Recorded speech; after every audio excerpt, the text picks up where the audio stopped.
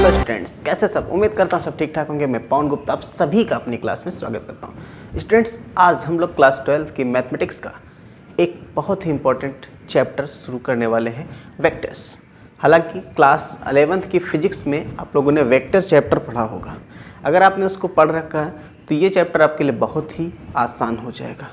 नहीं पढ़ रखा तो भी आपके लिए चैप्टर आसान ही रहने वाला है, क्योंकि ये बहुत कठिन टॉपिक नहीं है। ठीक है, तो आइए सबसे पहले जानते हैं फिजिकल क्वांटिटीज़ के बारे में। फिजिकल क्वांटिटीज यानी भौतिक राशियाँ, ये दो प्रकार से कैटेगराइज की गई, एक स्केलर और एक वेक्टर। ठीक है, स्केलर की बात करें, स्केलर क्वांटिटी क्या होती है? एक ऐसी क्वांटिटी होती है स्केलर जिसमें सिर्फ और सिर्फ मैग्नीट्यूड होता है, कोई डायरेक्शन नहीं होता। तो स्केलर का मतलब हम समझ गए। स्केलर्स का मतलब क्या होता है? जिनके पास ओनली मैग्नीट्यूड हो। ठीक है, only magnitude, no direction, only magnitude, no direction. और वेक्टर्स का मतलब होता है ऐसी फिजिकल क्वांटिटी जिनके पास मैग्नीट्यूड प्लस डायरेक्शन दोनों, यानी इनके पास मैग्नीट्यूड भी होता है और साथ ही साथ डायरेक्शन भी होता है। ठीक, एग्जाम्पल के लिए स्केलर क्वांटिटीज़ के एग्जाम्पल्स में आते हैं, जैसे कि आपने पढ़ा होगा डिस्टेंस, और भी बहुत सारे एग्जाम्पल पढ़ते हैं। डिस्टेंस हो गया, स्पीड हो गया, एंड एनर्जी हो गया, एटसेट्रा। ये सब स्केलर क्वांटिटीज़ है। वेक्टर क्वांटिटीज़ के एग्जाम्पल में आए जिनमें मैग्नीट्यूड के साथ साथ डायरेक्शन भी हो। और इसके अलावा तीसरी चीज़ ये भी याद रखना होता है कि ये ओबे करते हैं law of vector addition, obey law of vector addition,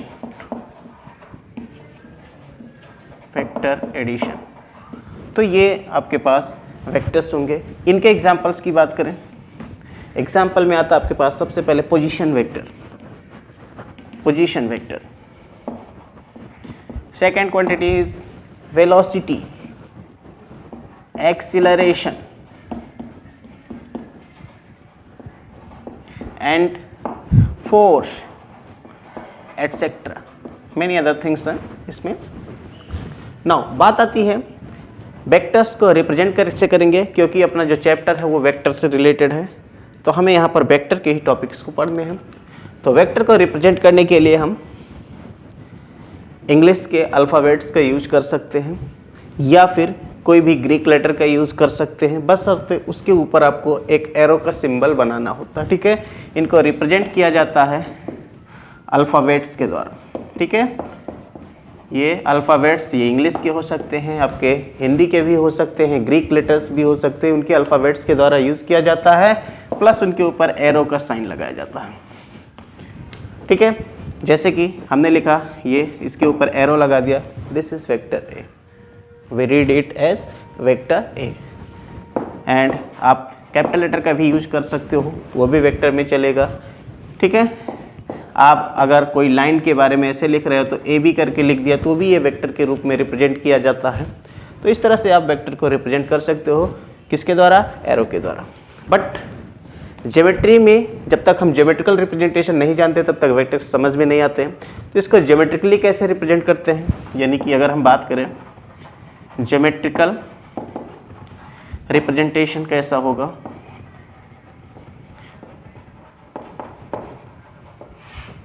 geometrically यानी ज्यामितीय रूप में, ग्राफिकल रूप में कैसे रिप्रेजेंट करते हैं। तो ग्राफिकल रूप में रिप्रेजेंट करने के लिए हम एक एरो का यूज करते हैं। इस एरो का ये जो पार्ट है ये कहलाता है टेल, और ये वाला जो पार्ट है ये इसको हेड कहते हैं, यानी शीर्ष और पुच्छ हिंदी में कहा जाता है। तो जो हेड होता है, हेड बताता है डायरेक्शन। हेड क्या बताएगा? Direction of vector. एंड ये जो टेल है ये बताता है ओरिजिन, कहाँ से वेक्टर स्टार्ट हो रहा, origin. And the length of this arrow, यानी इस एरो की लंबाई, इस तीर की जो लंबाई होगी ये यहाँ से यहाँ तक का ये पूरा, this is known as magnitude. Hindi में कहते हो परिमाण, सिंपल वैल्यू क्या है इसकी, जो मैग्नीट्यूड होगा यानी न्यूमेरिकल वैल्यू कितनी होगी ये इसकी लेंथ बताती। समझ में आया? इसका जो हेड है वो डायरेक्शन बताएगा वेक्टर का, जो टेल है वो ओरिजिन बताएगा वेक्टर कहाँ से स्टार्ट हो रहा है, और इसके अलावा इसकी जो लेंथ होती है वो मैग्नीट्यूड बताती है। इस तरह से आप वेक्टर्स को मैथमेटिकली रिप्रेजेंट कर सकते हो और इस तरह से एरो के द्वारा आप इसको ज्योमेट्रिकली रिप्रेजेंट कर सकती हैं। टाइप्स ऑफ वेक्टर्स, एक्चुअली देखा जाए तो वेक्टर्स के टाइप्स बहुत तरह से कैटेगराइज किए गए हैं, बहुत प्रकार के होते हैं, बट हम मेनली उन चीज़ों को पढ़ने वाले जिनकी हमें आवश्यकता है। टाइप्स ऑफ वेक्टर में सबसे पहले यूनिट वेक्टर की बात करें। यूनिट वेक्टर देखिए, किसी भी वेक्टर का मैग्नीट्यूड की बात करें, अगर आपने वेक्टर लिखा है ए और इसका कहा जाए मैग्नीट्यूड बताइए, मैग्नीट्यूड ऑफ वेक्टर ए, तो इसको आप लिखते हो मॉड से, मॉडुलस लगा देंगे तो मैग्नीट्यूड का मतलब सीधा क्या होता है, मॉडुलस। याद रखिएगा, मॉडुलस ऑफ वेक्टर ए, इसे क्या पढ़ेंगे, वेक्टर ए का मॉडुलस, यानी कि हिंदी में कहते हैं इसका मापांक कह सकते हो। नाउ यूनिट वेक्टर की बात करें तो ये जो यूनिट वेक्टर है मैग्नीट्यूड के अकॉर्डिंग डिफाइन किया गया है। यूनिट मीन्स 1 होता है, यानी ऐसा वेक्टर जिसका मैग्नीट्यूड ओनली 1 होता है उसको कहते हैं हम यूनिट वेक्टर। ठीक है, यूनिट वेक्टर मीन्स मैग्नीट्यूड कितना होना चाहिए, 1, मैग्नीट्यूड 1 हो। ठीक है, इसके अलावा रिप्रेजेंट कैसे करेंगे, इनका रिप्रेजेंटेशन कैसा होगा। यूनिट वेक्टर को रिप्रेजेंट करने के लिए हम कोई भी वेक्टर लेते हैं, इसके ऊपर कैप का यूज़ करते हैं। ठीक है, ये छोटा सा कैप लगा देंगे, इसे कहेंगे यूनिट वेक्टर ए। आप इसी तरह से कोई भी वेक्टर, जैसे आपके पास वेक्टर ए बी है तो इसके ऊपर कैप लगा दिया तो ये वेक्टर ए बी का यूनिट वेक्टर है। यूनिट वेक्टर सिंपली बताता क्या है, ये सिर्फ और सिर्फ डायरेक्शन को बताता है। हम डायरेक्शन को दिखाने के लिए यूनिट वेक्टर का अक्सर यूज़ करते हैं। ठीक है, अगर आपके पास कोई वेक्टर ए लिखा है, इसका यूनिट वेक्टर निकालना है तो देखिए वेक्टर ए इक्वल टू, आप इसको क्या लिखिए, इसका मैग्नीट्यूड साथ में इसका यूनिट वेक्टर लिख दीजिए। ठीक है, यानी कि एक वेक्टर लिखा तो वेक्टर के अंदर मैग्नीट्यूड और डायरेक्शन दोनों हैं, तो ये जो आपने मॉडुलस लगा दिया, ये मॉडुलस क्या बताता है, इसका मैग्नीट्यूड, और ये जो आपने कैप लगा दिया क्या बताता है, डायरेक्शन, यानी इस वेक्टर के अंदर मैग्नीट्यूड भी है और डायरेक्शन भी है। ठीक है, तो यहाँ से याद रख सकते हैं कि यूनिट वेक्टर अगर आपको निकालना है तो वेक्टर लेंगे, उस डिवाइड बाय उसका मैग्नीट्यूड ले लेंगे, ये यूनिट वेक्टर निकालने का तरीका हो जाएगा। फिर बात करें जीरो वेक्टर की। जीरो वेक्टर नाम से ही क्लियर है, तो जो जीरो वेक्टर होता है एक ऐसा वेक्टर होता है जिसका मैग्नीट्यूड क्या होता है, ज़ीरो होता है। ठीक है, तो जीरो वेक्टर का इसका मैग्नीट्यूड क्या होना चाहिए, इसका मैग्नीट्यूड होना चाहिए 0। जीरो वेक्टर की खासियत है कि इसका डायरेक्शन हम बता नहीं सकते, क्योंकि इसका फर्स्ट पॉइंट और लास्ट पॉइंट यानी कि इनिशियल पॉइंट और फाइनल पॉइंट दोनों एक ही होते हैं। इसका यूज सिर्फ और सिर्फ होता है मैथमेटिकल अंडरस्टैंडिंग के लिए। जैसे कि आपके पास एक वेक्टर ए है, इसी में से वेक्टर ए को निकाल दिया, किसी वेक्टर से एक वेक्टर को, इक्वल वेक्टर को घटा रहे हैं, तो ये होता है आपके पास जीरो वेक्टर। जीरो वेक्टर को इस तरह से रिप्रेजेंट किया जाता है। समझ में आया? इक्वल वेक्टर्स की बात करें कि दो वेक्टर्स इक्वल कब होंगे, ऐसे दो वेक्टर्स जिनका मैग्नीट्यूड भी सेम हो और डायरेक्शन भी सेम हो। ठीक है, यहाँ पर ध्यान रखना है, ऐसे vectors, two vectors which have equal magnitudes and same direction। ठीक है, ऐसे वेक्टर्स जिनका मैग्नीट्यूड भी सेम हो और डायरेक्शन भी सेम हो, उनको हम क्या कहते हैं, इक्वल वेक्टर्स कहते हैं। जैसे कि हमने एक वेक्टर ये ड्रा किया, दूसरा वेक्टर ये ड्रा किया, तो दोनों का डायरेक्शन सेम है, दोनों की लेंथ भी क्या है, सेम है।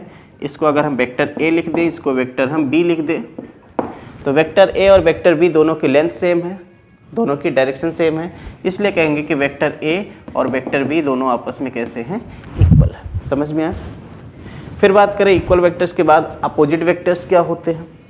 अपोजिट वेक्टर की बात करें तो अपोजिट वेक्टर्स वो होते हैं अगर दो वेक्टर ऐसे हों कि इनका मैग्नीट्यूड तो सेम हो बट डायरेक्शन क्या हो, अपोजिट हो। ऐसे वेक्टर्स जिनका मैग्नीट्यूड सेम है बट डायरेक्शन क्या है, अपोजिट है, उनको हम क्या कहते हैं, अपोजिट वेक्टर्स। ठीक है, तो अपोजिट वेक्टर्स क्या हो जाएंगे, इनका मैग्नीट्यूड क्या होना चाहिए, सेम, मैग्नीट्यूड तो सेम होना चाहिए बट डायरेक्शन क्या होना चाहिए, अपोजिट। डायरेक्शन जो होना चाहिए वो अपोजिट होना चाहिए, अपोजिट। जैसे कि एक वेक्टर आपने ये खींचा, इसी के बराबर दूसरा वेक्टर है लेकिन इसका डायरेक्शन बदला हुआ है। एक वेक्टर ए है, ये वेक्टर सी है, तो ए और सी एक दूसरे के क्या हैं, यहाँ पर कह सकते हैं कि दोनों वेक्टर ए और सी एक दूसरे के अपोजिट हैं। और अपोजिट वेक्टर है तो इसको आप ऐसे लिख सकते हो, vector A equal to minus का वेक्टर सी। समझ में? दो वेक्टर अगर अपोजिट वेक्टर्स हैं तो A equal to minus C लिख सकते हो, या vector A plus vector C equal to 0 लिख सकते हो। इसके बाद आता है अगली बात, कोलीनियर वेक्टर्स क्या होते हैं। कोलीनियर का मतलब होता है ऐसे वेक्टर्स जो एक ही लाइन के अलोंग हो। ठीक है, कोलीनियर वेक्टर्स को आप चाहो तो पैरेलल वेक्टर्स भी कह सकते हो। तो यहाँ पर कोलीनियर का मतलब याद रखिए, हम पैरेलल भी कह सकते हैं, पैरेलल वेक्टर्स भी कह सकते हैं। और दो वेक्टर अगर कोलीनियर हैं यानी एक ही लाइन के या तो पैरेलल है या तो एक ही लाइन के अलोंग है, तो उन वेक्टर्स को हम कोलीनियर वेक्टर्स कहते हैं। ठीक है, अगर vector A and vector B are collinear,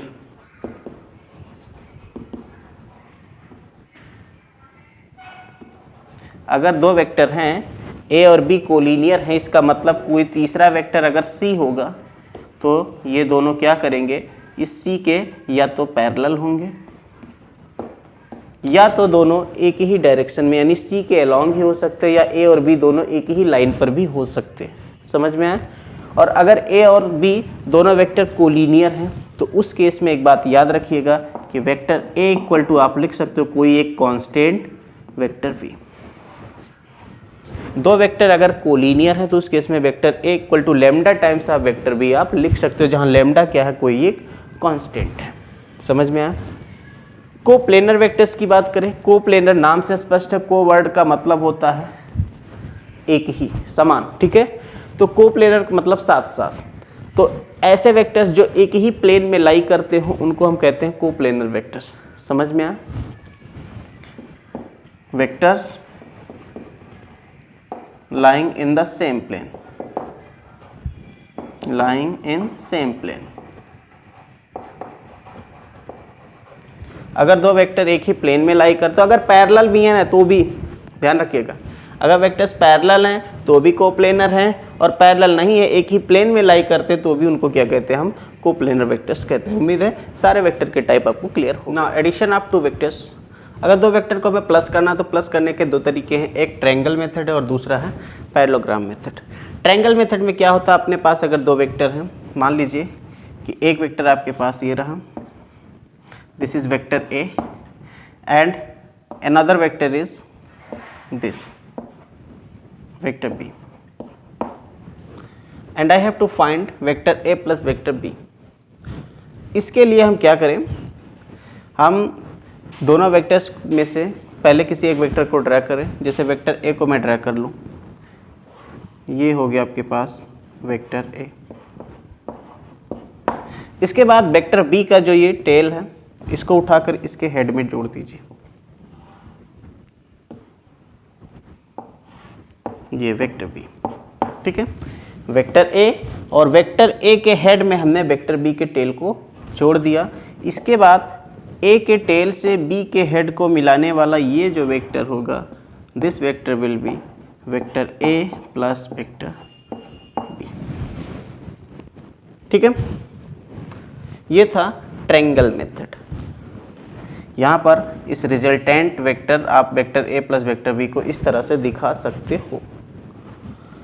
अगर हम पैरेललोग्राम मेथड की बात करें, पैरेललोग्राम मेथड में क्या होता है, आप क्या करिए, दोनों वेक्टर्स को ड्रा करिए इस तरह से कि ये क्या करे, एक पैरेललोग्राम की दो साइड्स को रिप्रेजेंट करे, वो भी ऐसी साइड्स जो एक जगह पर मिलती हो दोनों। ठीक है, चलिए ड्रा करते हैं। हमने ये ड्रा कर लिया वेक्टर ए, वेक्टर ए को ड्रा किया, दूसरा वेक्टर बी ऐसे ड्रा किया, दोनों के टेल को ज्वाइन करना होता, ध्यान रखिए। ये है वेक्टर बी, ज्वाइन करने के बाद क्या करिए, इनकी सहायता से आप एक पैरेललोग्राम क्रिएट करिए। तो पैरेललोग्राम क्रिएट करने का तरीका क्या होगा, आप इसको ऐसे ऐसे बढ़ाइए इसके इक्वल लगभग, और ये इस तरह से एक पैरेललोग्राम क्रिएट कर दिया। जब पैरेललोग्राम क्रिएट कर ले तो फिर क्या करें, उसका वो डायगोनल खींचेंगे जो इन दोनों के इंटरसेक्शन से होकर जाता हो। तो ये डायगोनल खींचेंगे यहाँ पर, and this diagonal will be vector A plus vector B. Okay, ये तरीका होता है पैरेललोग्राम मेथड में। कुछ मैथमेटिकल कॉन्सेप्ट बेस से सीख लेते हैं। अगर आप कुछ नाम देना चाहो, जैसे कि ट्रायंगल फॉर्म में हम यहाँ पर लिए हैं इसको हम नाम दे दें P, Q और ये R। P, Q, R इस तरह से अगर हम नाम दे दें तो यहाँ पर P, R क्या है, इन दोनों वेक्टर्स का सम है। जो P, R है वो क्या हो जाएगा आपके पास, vector A plus vector B का सम है। वेक्टर A है आपके पास कितना, PQ, प्लस जो वेक्टर B है आपके पास क्या, Q से R तक है, QR।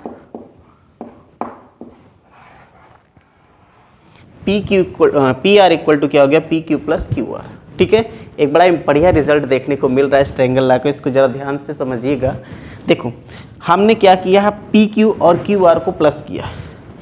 PQ और QR में देखिए Q पॉइंट कॉमन दिख रहा, कॉमन पॉइंट को हटा दीजिए तो बचेगा क्या, P और R, दैट इज PR। कितना आसान तरीका है, ध्यान से समझिएगा। PQ और QR को आपने प्लस किया तो जो कॉमन पॉइंट QQ दिख रहा है इस Q को हटा दे, दोनों बचेंगे क्या, P और R, यही इन दोनों का सम हो गया। समझ गए, कोई दिक्कत नहीं है। यानी अगर आपके पास कहा जाए कि एक वेक्टर है आपके पास AB और एक वेक्टर है BC, इनको कहा जाए प्लस करो तो कितना होगा, तो आप क्या बताओगे, B और B कॉमन पॉइंट है, उसको हटा दीजिए, A और C बचा यानी AC।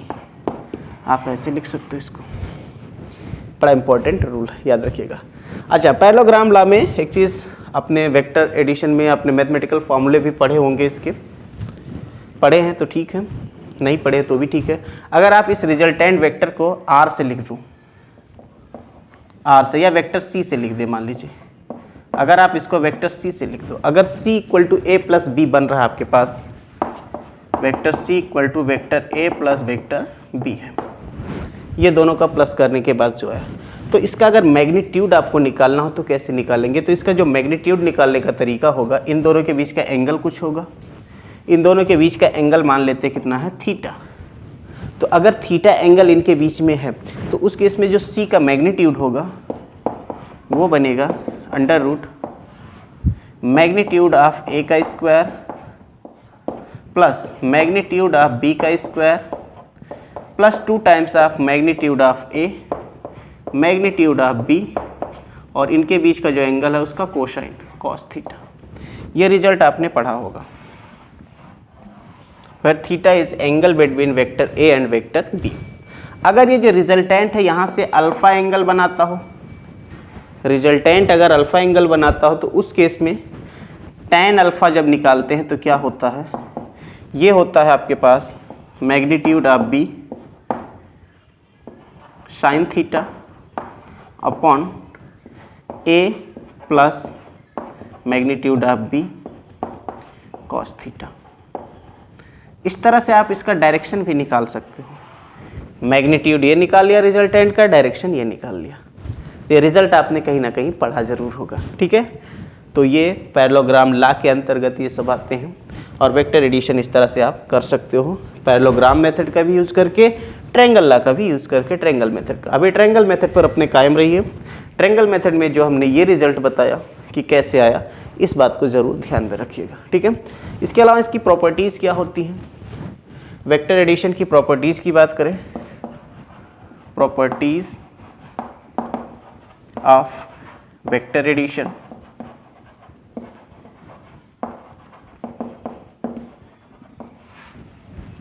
कौन कौन सी प्रॉपर्टीज़ को फॉलो करेगा ये, तो ये फॉलो करता है सबसे पहली बात कम्यूटेटिव लॉ को, ये कम्यूटेटिविटी को फॉलो करता है। कम्यूटेटिविटी का मतलब क्या होता है, अगर आप vector A plus vector B निकालते हो तो इसको आप ये भी लिख सकते हो vector B plus vector A, इसे कम्यूटेटिव लॉ बोलते हैं। दूसरा चीज़ ये फॉलो करता है एसोसिएटिविटी का, एसोसिएटिविटी का, इसको भी ये ओबे करता है। एसोसिएटिविटी में क्या होता है, 3 वेक्टर होते हैं ए, बी और सी। तो चाहे आप पहले बी प्लस सी को कर लो और ब्रैकेट को आप ऐसे चेंज करके भी कर सकते हो, वेक्टर ए प्लस बी को पहले प्लस करो, बाद में सी को प्लस करो। इसको बोलते हैं एसोसिएटिविटी। तो यानी कि ये कम्यूटेटिव लॉ और एसोसिएटिव लॉ का पालन करता है। इसमें कम्यूटेटिविटी और एसोसिएटिविटी दोनों होल्ड करते हैं अच्छे से। समझ में आया? सब्ट्रैक्शन ऑफ वेक्टर्स, देखिए वेक्टर में एडिशन का तो रूल है लेकिन सब्ट्रैक्शन का कोई रूल नहीं। आप एडिशन का ही यूज़ करके सब्ट्रैक्शन को कर सकते हो। कैसे करेंगे? अगर आपके पास मान लीजिए एक वेक्टर ए है, दूसरा वेक्टर आपके पास वेक्टर बी है, और आपको निकालना है vector A minus vector B, ये आपको पता करना। ठीक है, अगर वेक्टर डी से इसको लिख लो, D equal to vector A minus vector B आपको निकालना है। तो करें क्या, जो वेक्टर बी है पहले इसका रेसिप्रोकल पता करें, इसका अपोजिट वेक्टर पता करें इस तरह से, यानी डायरेक्शन को इसका चेंज करेंगे तो ये माइनस का बी बन जाएगा। पहले बी इस डायरेक्शन में था, डायरेक्शन बदल दिया, मैग्नीट्यूड सेम रखा तो ये माइनस बी आपके पास मिल गया। अब आप इसको क्या करिए, ये जो डी है इसको इस तरह से करिए, एक वेक्टर ए प्लस माइनस का वेक्टर बी कर लीजिए, यानी ए में माइनस बी को अब आपको प्लस करना है। कैसे करेंगे, वेक्टर ए को ड्रा कर लेंगे, ये हो गया आपके पास वेक्टर ए, बी का ये जो टेल वाला पार्ट है इस ए में आप प्लस कर देंगे, इसको मैं नीचे लिख देता हूँ यहाँ पर इस तरह से। यह आपके पास क्या हो गया, माइनस का वेक्टर बी।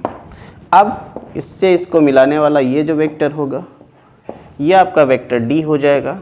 वेक्टर डी इसका मतलब कितना, वेक्टर ए माइनस का वेक्टर बी हो जाएगा। ठीक है, तो इस तरह से आप सब्ट्रैक्ट कर सकते हो वेक्टर को। और एक बात इंपॉर्टेंट यहाँ याद रखिएगा कि जो सब्ट्रैक्शन है ये वाला, यहाँ पर a माइनस बी जो होता है b माइनस ए के इक्वल नहीं होता है, याद रखिएगा इस बात को।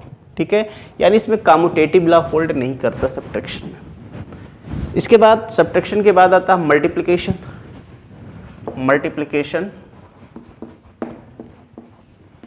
Multiplication of vector with scalar.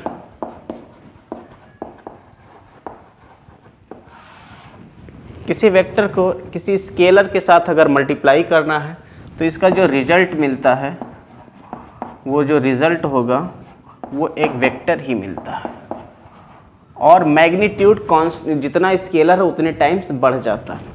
ठीक है, जैसे कि आपके पास कहा जाए 2 है, इसका आपको मल्टीप्लाई करना है वेक्टर ए के साथ, तो आपके पास ये हो जाएगा 2 वेक्टर ए।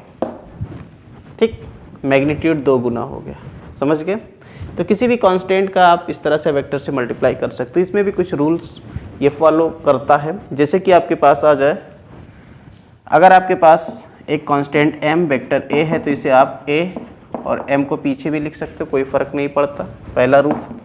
दूसरी चीज़, अगर आपके पास एक कांस्टेंट n है और 2 वेक्टर हैं a प्लस b, तो इसे आप क्या करोगे, दोनों के साथ मल्टीप्लाई करोगे, डिस्ट्रीब्यूशन लॉ कहते हैं इसे, na प्लस nb, ये होता है। ठीक है, तीसरी प्रॉपर्टी अगर और भी हम बात करें,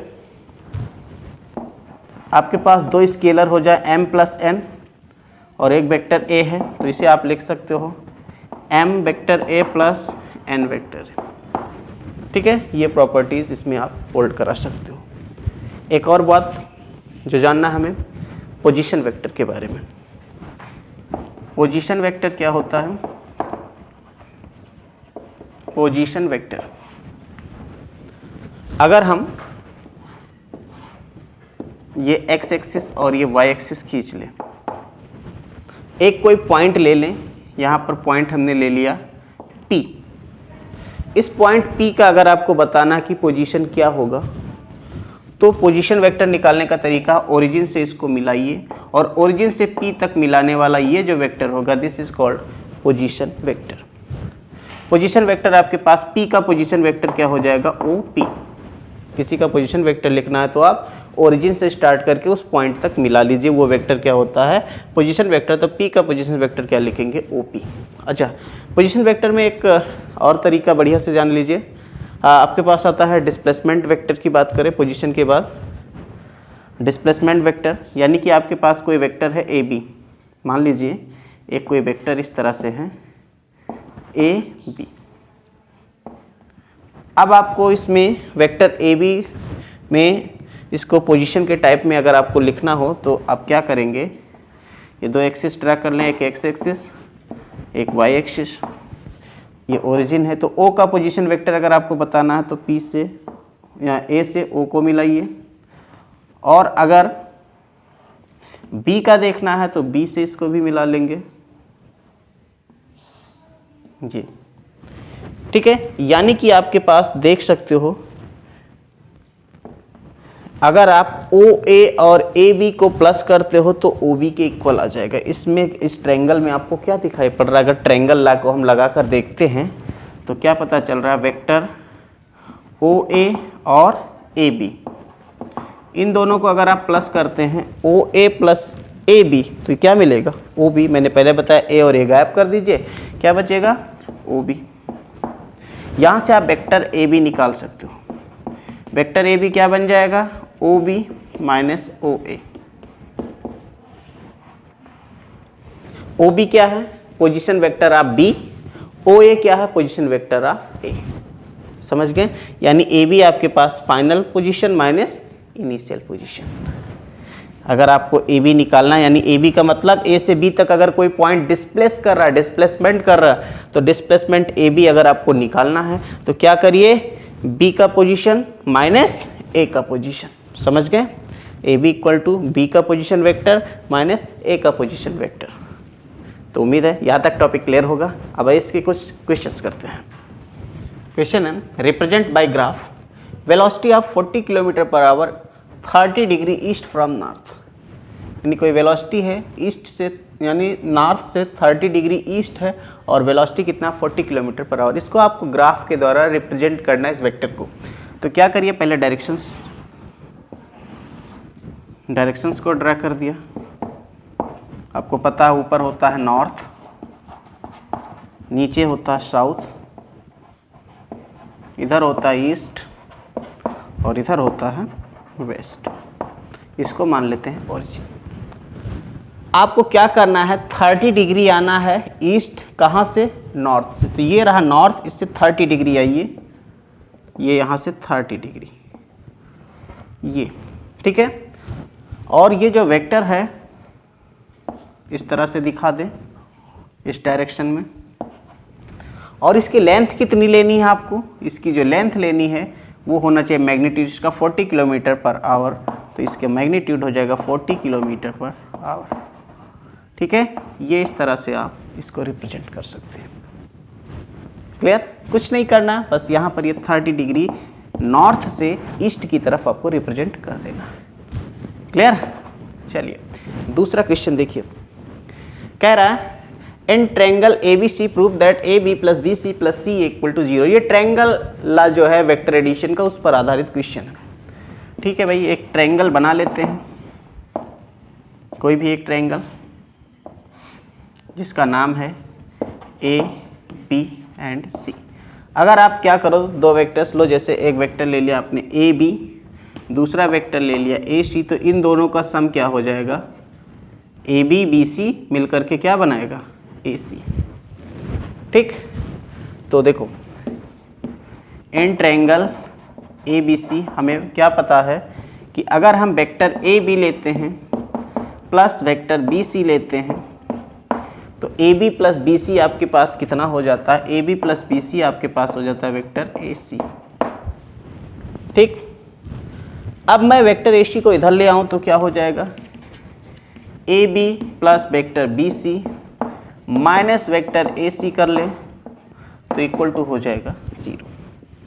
अब देखो अपने पास वेक्टर AC है, लेकिन हमको जो प्रूव करना है ना वो क्या लेना है आपको, वो लेना CA। तो हमें पता है कि CA को आप लिख सकते हो माइनस का AC। इनको आपस में चेंज करने का मतलब क्या होता है, इसका डायरेक्शन बदल दो। डायरेक्शन बदलने पर साइन क्या लगा देते हैं, माइनस। तो माइनस AC की जगह आप क्या लिख दोगे, CA। सो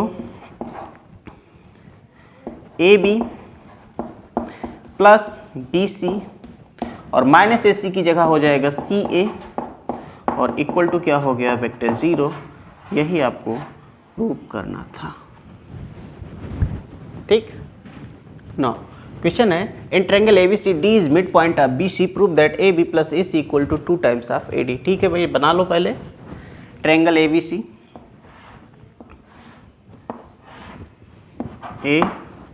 ABC और D क्या है, BC का मिड पॉइंट है। मिड पॉइंट इसका ले लेते हैं D और इसको A से भी मिला देना पड़ेगा AD। ये ट्रायंगल बन के आपके पास तैयार हुआ। यहाँ पर 3 वेक्टर्स के बारे में पता है, एक है AB, AC और तीसरा वेक्टर है AD। ये इतना हमको पास है। अब आपको जो प्रूव करना है उसको लेकर आना है, तो कैसे करें। सबसे पहले सॉल्यूशन में देखिए, पहले बताया कि D मिड पॉइंट है BC का। BC का अगर मिड पॉइंट है तो आप यहाँ पर क्या लिख सकते हो, BD equal to DC। BD और DC बराबर होंगे। ठीक है, ये चीज़ आपके पास गिवन है ऑलरेडी, क्योंकि D क्या है, मिड पॉइंट ऑफ BC है। इसके बाद देखिए, इन ट्रायंगल ABD में देखिए ट्रायंगल ABD, इसमें अगर मैं AB को निकालूंगा तो AB को आप क्या लिख सकते हो, ये जो AB है इसको आप 2 वेक्टर्स के टर्म में लिख सकते हो। कौन कौन, एक तो AD, दूसरा DB। AD प्लस DB, दोनों तरह से सोचिएगा। देखिए D और D गायब करेंगे तो क्या बचेगा, AB। इक्वेशन 1। दूसरा चीज़, इन ट्रायंगल, दूसरा ट्रायंगल पकड़ लें ACD में। अगर ट्रायंगल ACD में देखा जाए तो इसमें आपके पास साइड जो है वो है AC।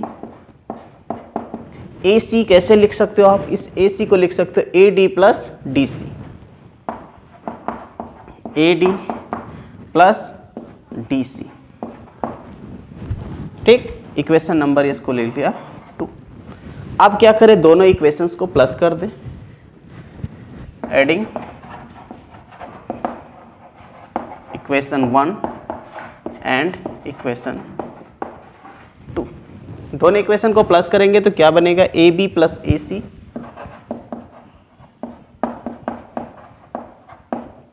इधर AD plus DB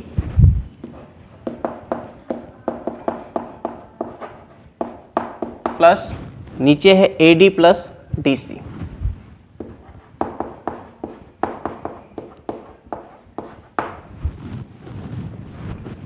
okay, now AB plus AC equal to AD, यहाँ पर भी है यहाँ पर भी है, 2 बार हो गया, यानी 2 टाइम्स ऑफ AD प्लस क्या है DB प्लस है DC। Now AB plus AC equal to 2 times of AD plus यहाँ पर है DB CD। ध्यान से देखिएगा, DC है यहाँ पर और DC किसके इक्वल है यहाँ पर, BD के। DC किसके इक्वल है, BD के। तो जहाँ DC है वहाँ पर आप क्या लिख दोगे, BD। समझ गए, यहाँ से इस पॉइंट से।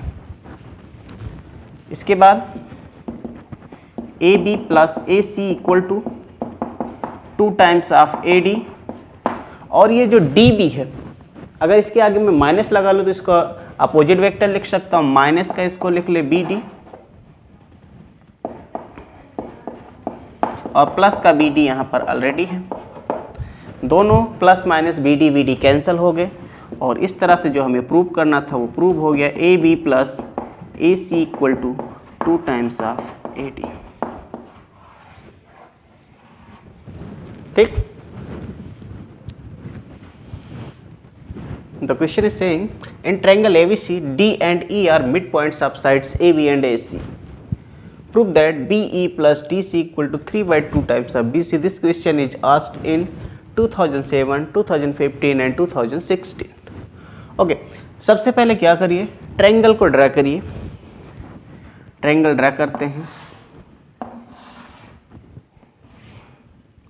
This is triangle ABC.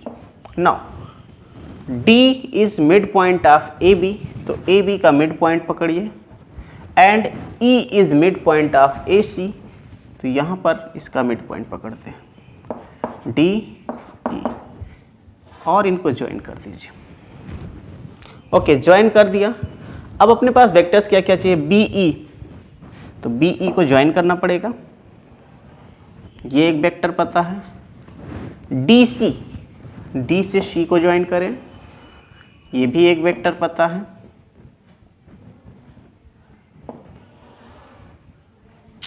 टेढ़ा हो जा रहा भी, चलो काम चला लेते हैं। BC पता है, BC, 3 वेक्टर्स अपने पास गिवन है, और हमको ये चीज़ प्रूव करके लाना है। ओके भाई, करते हैं, करना तो है ही, चलो कर लो। अगर देखो D और E AB और AC के मिड पॉइंट हैं, तो उस केस में क्लास 10th का एक थ्योरम लगाइए। क्लास 10th के थ्योरम के अनुसार BPT आपने बेसिक प्रोपोर्शनलिटी थ्योरम पढ़ा था।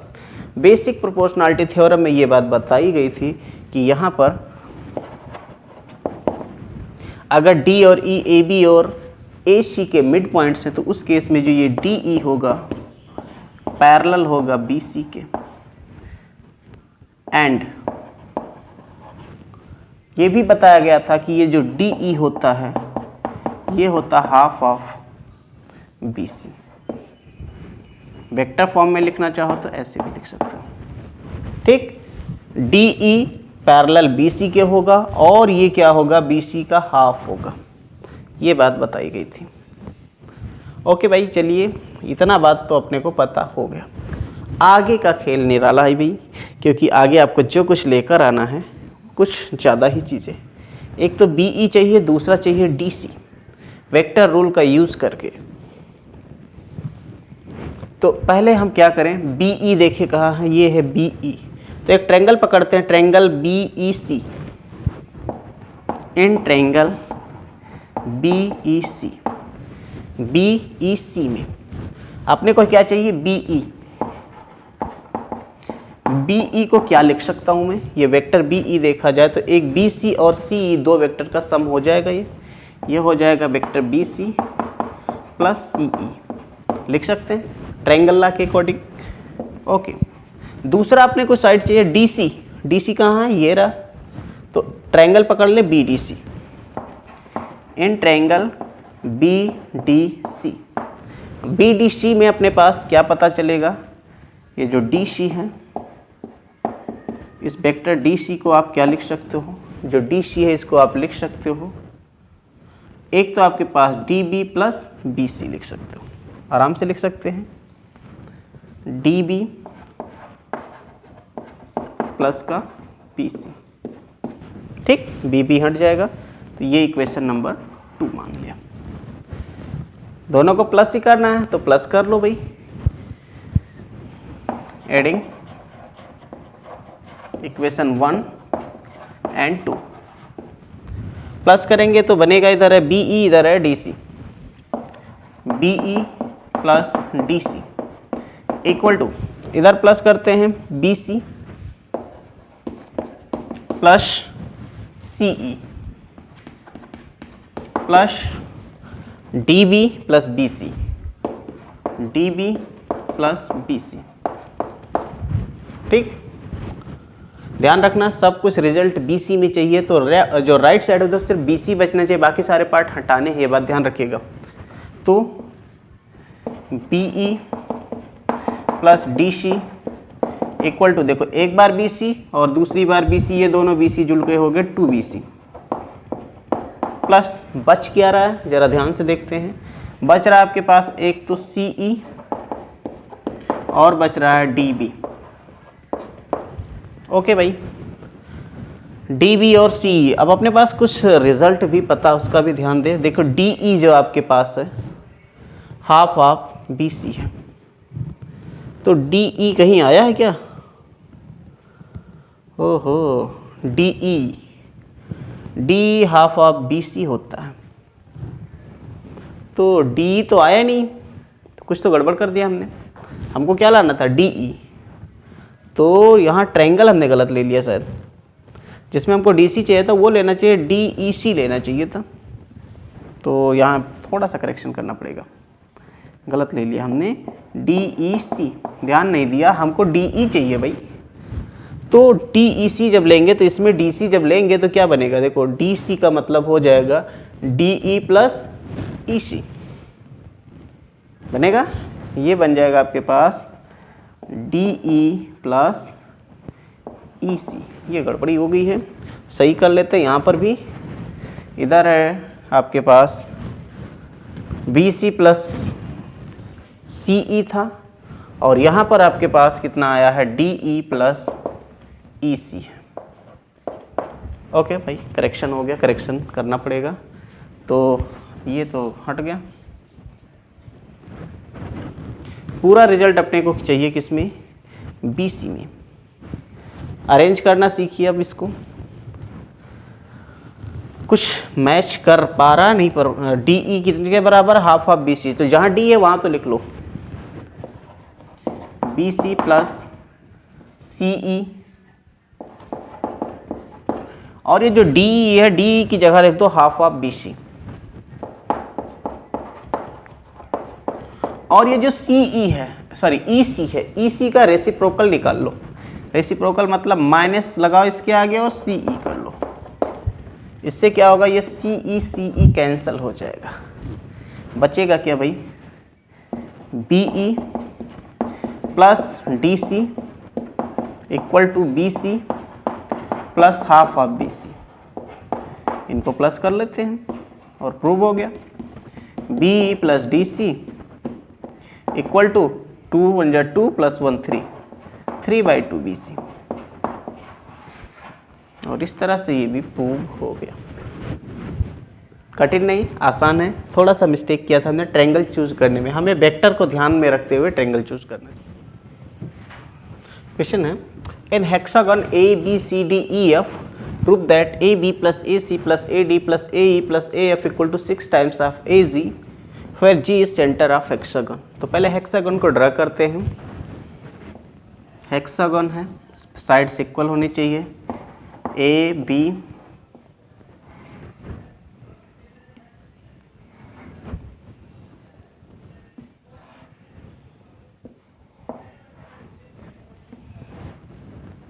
इक्वल साइड्स की होती हैं। थोड़ा बहुत गड़बड़ भी बनेगा तो चलेगा, लेकिन याद रखें हेक्सागन है तो सारी साइड्स इक्वल होनी चाहिए।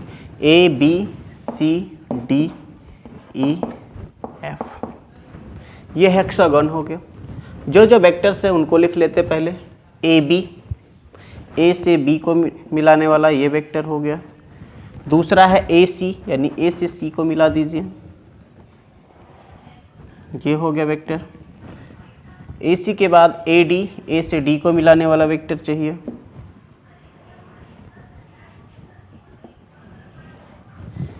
ये हो गया। इसके बाद ए ई, यानी ए से ई को मिलाने वाला वेक्टर, और ए एफ, ये वाला वेक्टर। ये इतने सारे वेक्टर्स हैं। इसके अलावा ए जी एक वेक्टर चाहिए, जहाँ जी क्या है? Centre of hexagon. तो सेंटर का मतलब इसके सेंटर वाला जो ये डायगोनल है इसका मिड पॉइंट है। This point is G. Okay, now hexagon का मतलब होता है इसके सारे साइड्स इक्वल होते हैं। अब देखो यहाँ पर अपने पास जी क्या है? सेंटर है। अगर जी सेंटर है, since G is centre, G centre है हेक्सागन का, इसका मतलब जो ए जी आपके पास होगा ये हो जाएगा कितना? Half of A D.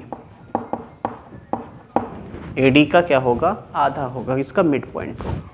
ठीक है, ये तो पता चल गया। इसके बाद अब जो प्रूफ करना उस पर आ जाते हैं सीधा। उससे पहले एक चीज़ और, हेक्सागन में ये ए बी जो है ई डी के पैरेलल और इक्वल होगा, यानी आपके पास A B equal to E D लेना पड़ेगा और वो भी पैरेलल और इक्वल होंगे।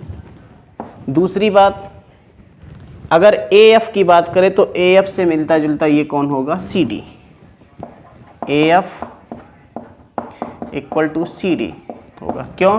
क्योंकि ये पैरेलल भी हैं और एक दूसरे के इक्वल भी हैं। ठीक, और कुछ बचा बी सी।